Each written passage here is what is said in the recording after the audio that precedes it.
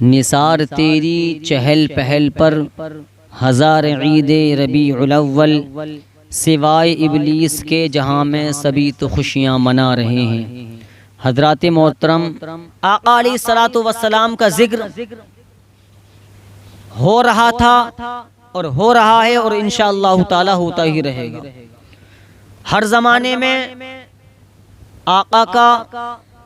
آقا کے دین کا دشمن رہا ہے، لیکن مصطفیٰ کا ذکر پہلے بھی ہو رہا تھا، اب بھی ہو رہا ہے اور انشاءاللہ تعالی ہوتا ہی رہے گا۔ پیارے دوستو، مصطفیٰ کا ذکر اذانوں میں ہے، مصطفیٰ کا ذکر نمازوں میں ہے، مصطفیٰ کا ذکر اقامت میں ہے، مصطفیٰ کا ذکر قرآن میں ہے، مصطفیٰ کا ذکر انجیل کے پاروں میں ہے، مصطفیٰ کا ذکر زبور میں ہے، مصطفیٰ کا ذکر قرآن میں ہے۔ پیارے دوستو، تو میں مصطفیٰ کے ذکر کو مٹانے کے لیے اذانوں کو مٹانا ہوگا، مصطفیٰ کے ذکر کو مٹانے کے لیے قرآن کو مٹانا ہوگا، لیکن پیارے دوستو، قرآن کا مٹانا غیر ممکن، نمازوں کا مٹانا غیر ممکن۔ ارے پھر اسی لیے تو جب غیر ممکن قرآن کا مٹانا غیر ممکن، نمازوں کا مٹانا غیر ممکن، نمازوں کا مٹانا غیر ممکن، ارے تو مصطفیٰ کا ذکر کیسے مٹ سکتا ہے؟ اذانوں میں مصطفیٰ کا ذکر ہے، نمازوں میں مصطفیٰ کا ذکر ہے، قرآن میں مصطفیٰ کا ذکر ہے، تبھی تو اعلیٰ حضرت فرماتے ہیں مٹ گئے مٹتے ہیں، مٹ جائیں گے عادہ تیرے، ارے نہ مٹا ہے نہ مٹے گا کبھی چرچا تیرا۔ پیارے مسلمانوں، وہ نبی ہے جو ہمیں غیب کی بھی باتیں بتاتا ہے، وہ نبی جو غیب کی باتیں بھی بتاتا ہے۔ ایک روایت میں آتا ہے کہ صحابہ اکرام نبی کی بارگاہ میں حاضر ہوئے، عرض کرتے ہیں یا رسول اللہ صلی اللہ تعالی علیہ وسلم، موقع سے پانی ختم ہو گیا ہے۔ آقا علیہ الصلوۃ والسلام نے ارشاد فرمایا، اے میرے صحابہ میرے قریب آؤ۔ صحابہ قریب پہنچے پیارے مسلمانوں، اور پہنچنے کے بعد میں آقا نے ارشاد فرمایا، انگلی کا اشارہ کیا، اے صحابہ کیا تمہیں وہ پہاڑ دکھائی دے رہا ہے؟ صحابہ نے کہا یا رسول اللہ ہمیں پانی کی حاجت ہے، ہمیں پانی چاہیے، آپ پہاڑ کیوں دکھا رہے ہیں؟ تو آقا نے ارشاد فرمایا، اے میرے صحابہ، اس پہاڑ کے پیچھے ایک حبشی غلام جا رہا ہے، وہ کسی اور بادشاہ کا غلام ہے۔ توجہ کرنا پیارے مسلمانوں، وہ کسی اور بادشاہ کا غلام ہے، وہ گھوڑے پر سوار ہے اور اس کے ہاتھ میں پانی کا مشکیزہ ہے، جاؤ اس سے کہنا کہ تمہیں آمینہ کے لال نے بلایا ہے۔ پیارے مسلمانوں، صحابہ اکرام نبی کے نام پر اپنی جانوں کو قربان کر دیا کرتے تھے، اتنا فرمانا تھا نبی کا۔ صحابہ اکرام اس پہاڑ کے پیچھے پہنچے، پہنچنے کے بعد میں اس غلام کو دیکھا تو واقعی اس کے ہاتھ میں پانی کا مشکیزہ تھا، وہ گھوڑے پر سوار تھا، اور آقا نے اتنا ہی نہیں بلکہ یہ بھی فرمایا تھا، اے میرے پیارے صحابہ، اس غلام کا رنگ کالا ہے، یہ بھی فرمایا۔ آپ دیکھیں کہ غیب کی بات میرے نبی یہ بتا رہے ہیں کہ پہاڑ کے پیچھے حبشی غلام جا رہا ہے، کسی اور بادشاہ کا وہ غلام ہے اور اس کے ہاتھ میں پانی کا مشکیزہ ہے۔ اتنا ہی نہیں بلکہ میرے مصطفیٰ اس حبشی غلام کا رنگ بھی بتا رہے ہیں۔ صحابہ سے ارشاد فرمایا، اے میرے صحابہ، اس کا رنگ کالا ہے۔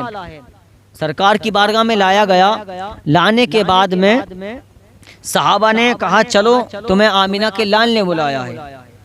اس غلام نے کہا میں نہیں جاتا، میں کسی اور کا غلام ہوں، اگر میں اپنے بادشاہ کے پاس نہ پہنچا تو میرا بادشاہ مجھ کو ہلاک کر دے گا، مجھ کو قتل کروا دے گا۔ صحابہ نے کہا ہم تجھے اس نبی کی بارگاہ میں لے کر جا رہے ہیں جو تو اپنے بادشاہ سے، تجھے تیرا بادشاہ ہلاک نہیں کرے گا، تجھے نہیں مارے گا، بلکہ ان سے اور بچانے کے لیے مصطفیٰ نے تجھے بلایا ہے۔ وہ غلام چلا آتا ہے اور آنے کے بعد میں پیارے مسلمانوں نبی کریم صلی اللہ تعالی علیہ وسلم کے سامنے کھڑا ہو جاتا ہے۔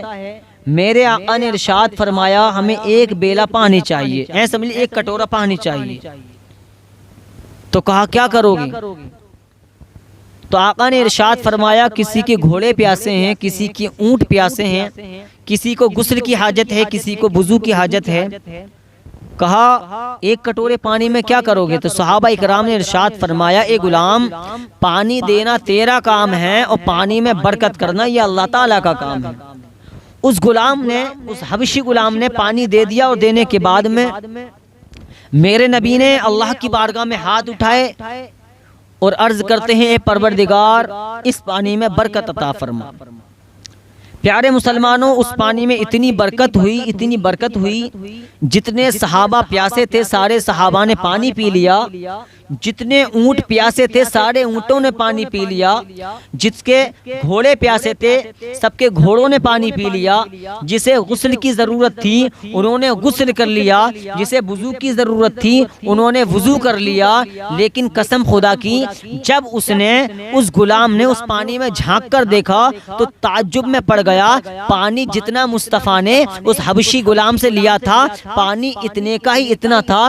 حیرت میں پڑ گیا، صحابہ سے کہنے لگا اے صحابہ میں نے جو پانی دیا تھا پانی اتنے کا ہی اتنا ہے، تم نے بھی پانی پی لیا، سارے گھوڑوں نے پانی پی لیا، سارے صحابہ نے پانی پی لیا، جسے وضو کی ضرورت تھی انہوں نے وضو کر لیا، جسے غسل کی ضرورت تھی انہوں نے غسل کر لیا، لیکن اے صحابہ جتنا پانی تھا اس میں برکت کیسے ہوئی؟ تو صحابہ کہتے ہیں کہ رسول ہیں، انہوں نے جب دعا کی تھی یا اللہ اس میں برکت عطا فرما، تو اللہ تعالیٰ نے اپنے محبوب کی دعا کو اپنی بارگاہ میں قبول فرما لیا اور اس میں برکت عطا فرما دی۔ اللہ الصمد۔ اور اتنا کیا تھا پیارے، پھر کیا تھا پیارے، وہ جیسے ہی جھانکا ہے کہ پہلے اپنا چہرہ وہ حبشی غلام آئینے میں دیکھتا تھا، شیشے میں دیکھتا تھا تو اسے کالا نظر آتا تھا، لیکن جب پانی میں جھانک کر دیکھ رہا ہے تو اس کا خود کو چہرہ نورانی نظر آ رہا ہے۔ تبھی تو اعلیٰ حضرت فرماتے ہیں چمک تجھ سے پاتے ہیں سب پانے والے، میرا دل بھی چمکا دے چمکانے والے۔ کہا یا رسول اللہ ہاتھ بڑھائیے، مجھے کلمہ پڑھائیے۔ اس حبشی غلام نے کلمہ پڑھ لیا، وہ کلمہ پڑھنے کے بعد میں میرے مصطفیٰ نے ارشاد فرمایا اے غلام چلا جا اپنے بادشاہ کے دورے، ایسا نہ ہو کہ تیرا بادشاہ تیرا انتظار کر رہا ہو۔ اب وہ جاتا ہے دوڑا، اب جیسے ہی دستک دی ہے اندر سے اس کا بادشاہ آتا ہے، پہلی بات تو پہچاننے سے انکار کر دیتا ہے۔ کہا تم کون ہو؟ تو وہ جو حبشی غلام ہے کہتا ہے آقا میں تمہارا غلام ہوں، تم نے مجھے پانی لینے کے لیے بھیجا تھا۔ کہا تو کون ہے؟ اس نے سارا واقعہ بتایا کہ ایک اللہ کا رسول ہے۔ کہا چل مجھے بھی اس بارگاہ میں لے چل۔ اب اس کا بادشاہ بھی آیا ہے نبی کی بارگاہ میں اور کہا یا رسول اللہ ہاتھ بڑھائیے، کلمہ پڑھائیے۔ حبشی غلام نے بھی کلمہ پڑھ لیا اور حبشی غلام کے بادشاہ نے بھی کلمہ پڑھ لیا۔ آج بھی بریلی سے آواز آتی ہے یا رسول اللہ کون دیتا ہے؟ دینے کو منہ چاہیے، دینے والا ہے سچا ہمارا نبی، دینے والا ہے سچا ہمارا نبی۔